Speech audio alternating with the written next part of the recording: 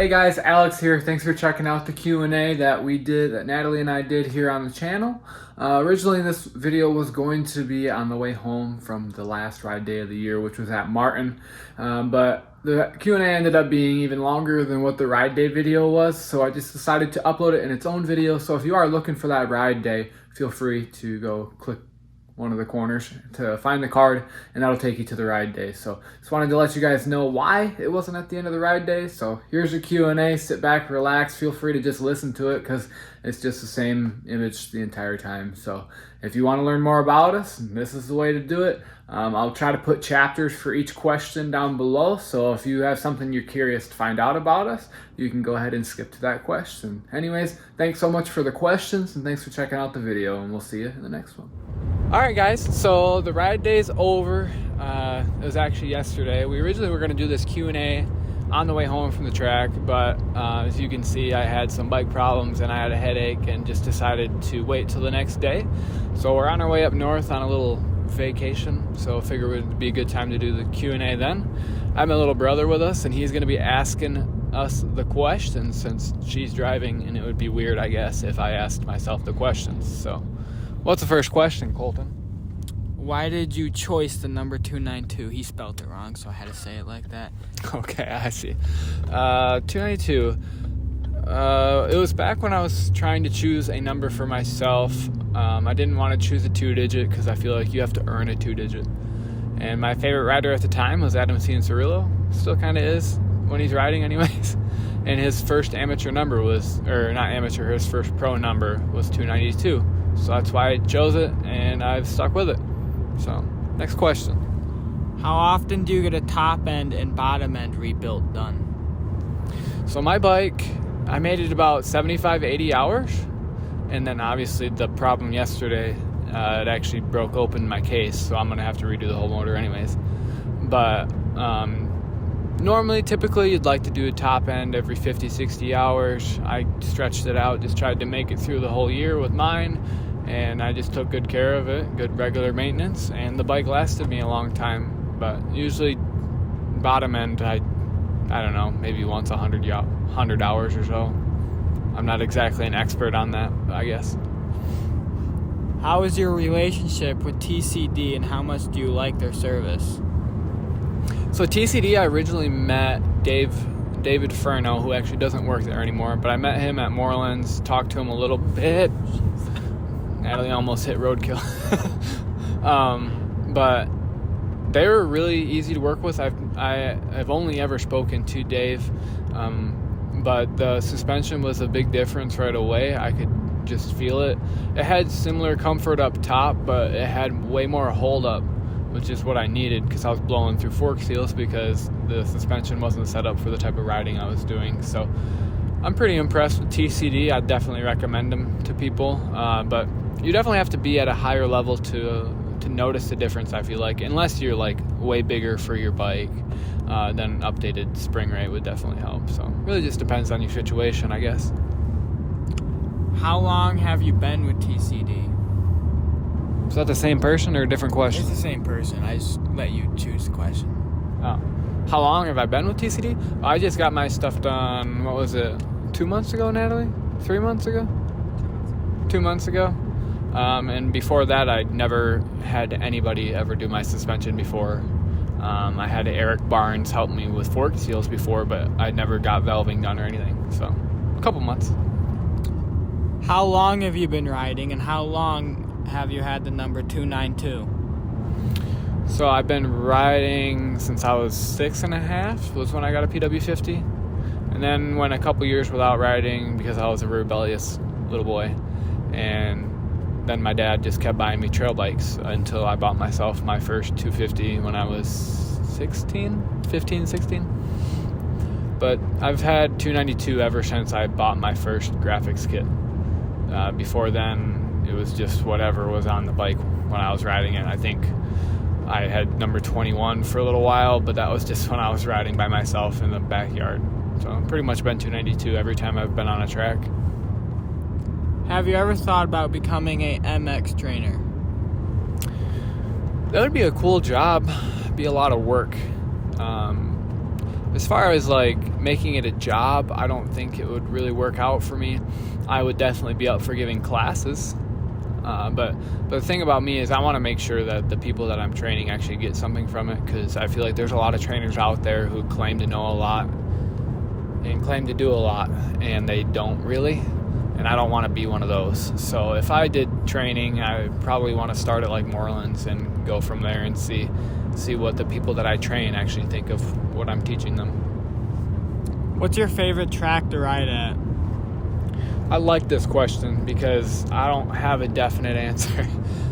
Like, if I want to go ride perfect dirt, nice fun jumps, I'll go ride Martin. If I want to go ride sand, deep sand, I'll go to Sherlock's. Or if I want to go ride sand but still want to hit jumps, I'll go to Baja. There's so many options in the state of Michigan. It's awesome. We're kind of blessed with how many tracks are around us. If I want to just go have a chill practice day with buddies and relax, have a good time, ride whatever I want to ride, I'll go to Benhoff's private place when they invite us out. I love that place. Now, if you're asking me my favorite track to race at, I'd go with Moreland's, 100%. The atmosphere and the vibe at Moreland's is so enjoyable. That's just because you're famous at Moreland's. It's not because I'm just famous at Moreland's. Yes, it is. Everybody has their eyes on Okay, you. but I'm famous at Moreland's because I go there a lot. I'm there all the time. But the only reason I keep going there is because it's so much fun. But you only like to race there because that's the only track that you can actually race decent. You guys are just being mean. Well, it's true. Okay, whatever. I've raced at 2 tracks my entire life. Give me a break. Next question.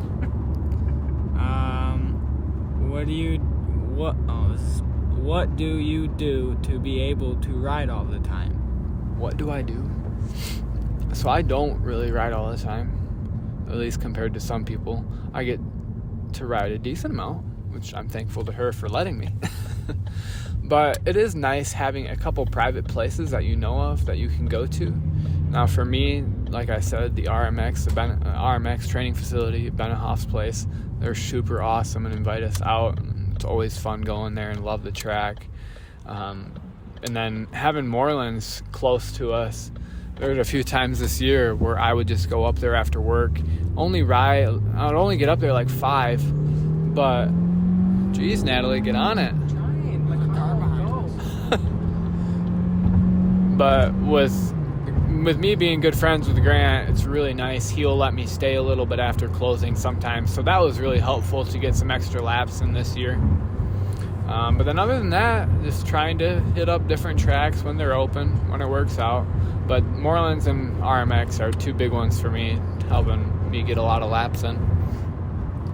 What was your worst crash? Worst crash. So if you want to say straight up injury, it'd be when I broke my collarbone 6-7 years ago. But probably my worst crash, where I at the highest speed, most danger, was probably at Valley, my first A race. You remember that when I went tumbling? I went tumbling down the hill, hit a bump with my rear tire I wasn't expecting, and flipped over the bars and just went flying down the hill, and it was pretty high speed. That would probably be my worst crash if I had to pick one. But yeah, worst injury was the collarbone. Best bike you've ever ridden? Ooh. So I've had the opportunity to ride off quite a few different bikes. Just through friends and people that hey, go jump everything on my bike. The best power that I've had ever on a bike was actually the KTM 350 from Adam Alexander. I was just able to ride a couple weeks ago at Mecosta. By far the snappiest power I've ever felt on a bike.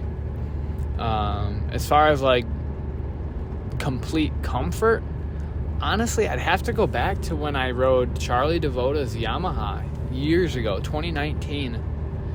The suspension was done up on that thing, and that was the most plush and just instantly comfortable I can remember ever feeling on a bike. I've been chasing that feeling ever since. Now, granted, I wasn't as fast back then, so it probably wouldn't work as well for me now.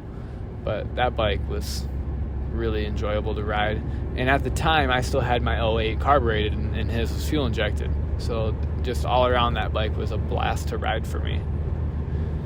Next question. When did you get your first bike, and what was it? My first bike was a PW50, and I got it when I was 6.5.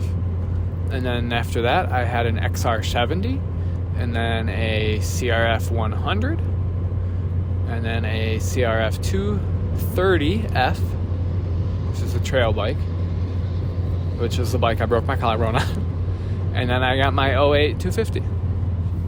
This just says next bike, but I'm going to reword it. I'm going to say, what bike are you looking at right now or in the future to get?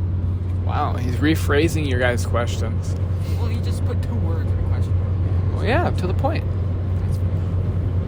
I would love to get a 2022 or newer Honda 250. That would be sweet. I'd also love to get a Project 125, but that's pretty far out there. I can never see myself not having a 250 4-stroke. If I were to get a Project 125, it would be in addition to the 250, but I'm a ways away from being able to swing that, so maybe someday in the future. Top 3 favorite motocross racers. You better say one. Number 1 is Ryan Villapoto. I don't know if this list is for retired or for people that are active, but if I just say all time, so maybe it's just active. So if it's active, number 1 would be Tomac. I've been a fan of him ever since he switched to Cowie. I always really liked Cowie, and when he switched and started beast moding people, that was really cool. But then after that, I'm still a big fan of AC. He's just been so injured. But when Supercross comes around, I'm definitely going to be rooting for AC. I don't know. Like, it's hard. Like, I just enjoy watching the racing so much. I like the personalities of the people. Now that a lot of them are doing vlogs, it's really cool. You actually get to see what they're like. And although Barsha makes some pretty stupid choices on the track, he is one of the funniest people I've ever seen. Alex, you can choose 250 riders too. It doesn't say just one. Yeah, but a lot of the 250 riders, I don't... Like, when I first got into racing, like watching racing a lot, everybody that was in 250s then is now in 450s. No Jet Lawrence. Jet Lawrence is cool, but he's... I don't know. I feel like everybody loves Jet Lawrence. I want to be a little different. I still like rooting for the kid. He has the most natural talent I've seen since James Stewart. Natalie's about to punch you. Who's your favorite rider, Natalie? You're calling me everyone else if that's what you're saying. Who's your favorite 450 rider? Well, Jet Lawrence is 450. I don't know. What? You don't like Roxon? Well, yeah, I like Roxon, but he sucks lately. Wow. Just because your rider is struggling doesn't mean you don't like him anymore. I didn't say I don't like him anymore. I'm just saying, like, I don't really like him more than What about some of Craig? the other riders. What about Craig? She doesn't even know who Craig is. I know You took a picture with Craig. Well, I took pictures of Alex with a lot of riders. Yeah. So. Okay, next question. Why do you like Honda so much? I've just always had Hondas. It's kind of what my dad started me with. And then I bought a Honda, my first bike that I bought, just because I knew how to work on those. And even now, I'm so used to them. They have really good turning. And I feel like corners are one of my strong suits, and I like to keep it that way. Other bikes, I feel, don't turn as well, which I haven't rode a ton of new bikes, but every Honda I've rode feels amazing. And there are little things here or there that I'd like to change, but Hondas are my go-to. You didn't finish the top 3 all-time motocross racers. Yes, I did. No, you just said current. Like all-time. Like Oh, you want me to do all-time? James Stewart. Yeah, all-time. I got my 3. Well, tell me your 3, because outside of Ryan Villapoto, mine doesn't change. Ryan Villapoto, I like Tomac and James Stewart. Okay. Ryan Villapoto. Shut up! I have a speech impediment. Okay. Next question. How did you both get into photography? All right, Natalie, you go first. Oh my god. Well, I took a class in middle school that kind of got me started, but I have a lot of family members that are professional photographers, so I kind of learned a lot from them, and I got to borrow cameras from them all the time. So it gave me a lot of practice back when I was a teenager. And how'd you get started in motocross photography? Well, I didn't do any motocross photography at all ever until I met Alex, obviously. Yep. Because I never touched a dirt bike in my life before then. I actually rode my dirt bike. And then I had mostly really done portrait photography. Like, I really never thought of doing sports. I went and did some sports photography at the Houghton Lake High School one time because one of my friends is also a sports photographer, and she brought me along with her one time. But I tried out motocross photography that one time when we weren't even dating yet, I don't think. And then it was actually really fun because it was more intense, and you had to be quick and know what your shots are going to look like before you take them. So it was more enjoyable. Not that I enjoy it more than portrait photography. I do still really enjoy portrait photography, so. But. So for me, I took a class in high school that was general, like computers, multimedia, stuff like that.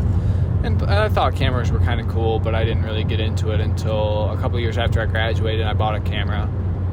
I didn't use it a ton. Did little bits here and there when I got the itch to do it.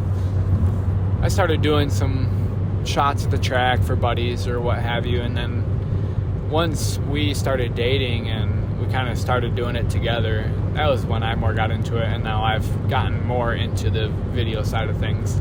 She does more photo, I do more video, but I think that's I know Sean Staples asked that question. I thank you. That was a good question. So this is from Cooper. I don't think he understood the question. He said, how was your ride? Well, the idea was the Q&A was going to be on the way home from the ride. Oh, well, how was your ride? Maybe you don't get the idea. Well, I didn't know we were doing it until you strapped the GoPro to the windshield. Yep.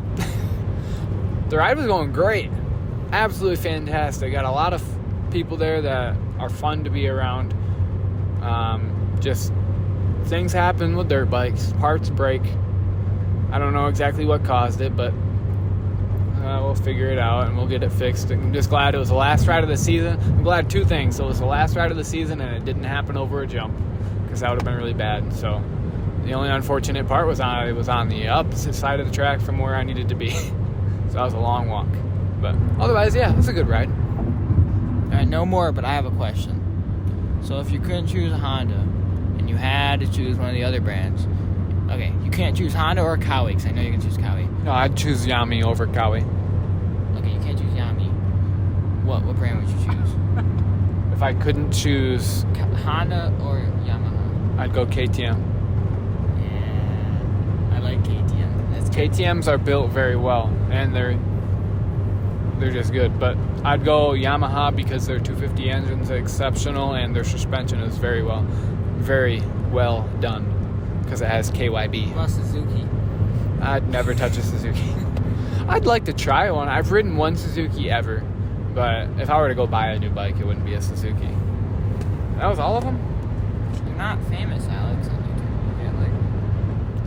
All right, so that is all of the questions. I really appreciate everybody who submitted one. That was pretty fun to do, especially for the last video of the year. Thanks to Colton for reading them for me.